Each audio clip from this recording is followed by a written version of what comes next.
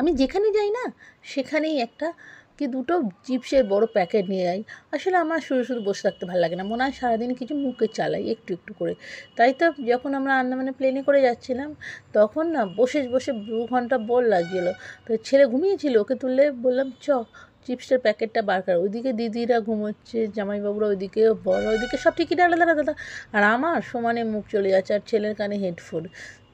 মাঝে মাঝে একটু উকিঝুঁকি মেরে জানলার দিকে দেখছি। আসলে আমার জানলার দিকে পড়েনি, তাও আমরা যখন টিকিট করেছি আমাকে বলেছিলাম এটা জানলার দিকে দিতে, আর দিয়েও ছিল, কিন্তু সেই ডানার ধারে এমার্জেন্সি সিটে দিয়েছিল, সেখান দিয়ে অল্প করে দেখা যাচ্ছিল ডানাটার জন্যে। আর এদিকে এয়ার হোস্টেসরা জল দিচ্ছে সবাইকে। না প্লেনে টিফিন দিতে এখন অতটা দেয় না, আসলে টিকিটের সঙ্গে টিফিন করি না, এখানেই যদি নেওয়ার ইচ্ছে থাকে তখন বলতে আমরা একটু টুকটাক বিস্কুট, 2 ঘন্টার ব্যাপার তো ঠিক চলে যাব।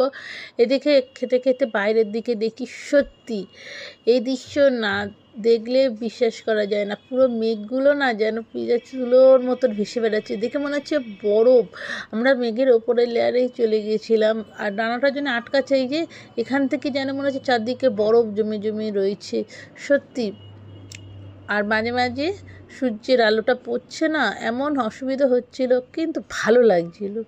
দেখেন অপূর্ব অপূর্ব সত্যি।